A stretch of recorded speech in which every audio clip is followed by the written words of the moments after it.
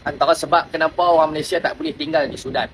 Yang pertama, di Sudan mereka tidak ada elektrik ataupun bekalan tenaga yang cukup. Macam kami duduk sekarang di apartmen, dia ada solar, dia ada elektrik dan dia ada generator. So kalau elektrik tak ada, dia akan sambung dengan solar. Kalau solar tenaga dia habis, dia akan sambung dengan generator. Tapi kalau kata di kampung-kampung, macam baru ni kami di Nil Ambiak di Kosti, kalau rumah orang biasa memang tak ada elektrik lah. Itu yang pertama. Yang kedua, suhu panas yang sangat ekstrim. Pagi suhu dia boleh pergi sampai 30 lebih, tengah hari dia akan naik sampai 45. Jadi bila suhu panas, tanah panas, ayak dalam tanah tu panas. Jadi ayak ni bila ayak panas, apa boleh bayang macam mana ayak siuk kat hari. Tapi kalau ayak panas, kita nak basuh kita punya kemaluan kita agak sulit tu. Hak tu pun dah satu benda kita nak kena berperang dalam jamban. Tu. Lepas tu yang ketiga ialah depa tak ada sistem yang baik sebab depa negara perang kan.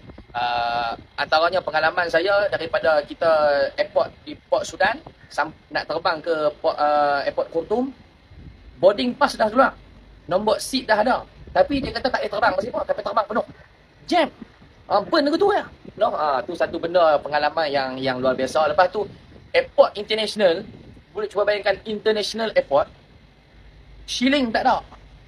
Lepas tu Allah macam market.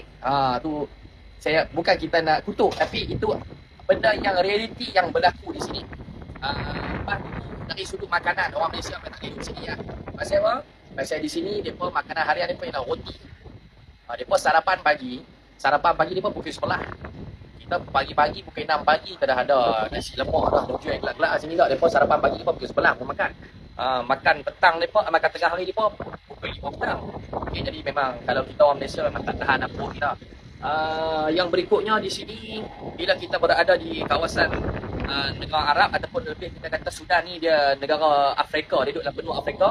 So di sini dia sangat berabuk lah. Kalau tuan-tuan tengok di sini kanan kiri kita, semua dia punya kebersihan tu memang tidak ada. Mereka tidak ada sistem paparitan, mereka tak ada environment idaman macam kita. Jadi sampah tu rata-rata cerok lah.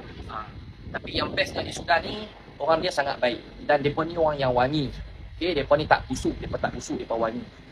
Lagi antara punca kita tak boleh duduk di sini orang Malaysia, kos sara hidup sangat-sangat tinggi, mahal sangat-sangat, minyak dia mahal, lepas tu macam-macam lah, nak sewa ke apa semua mahal.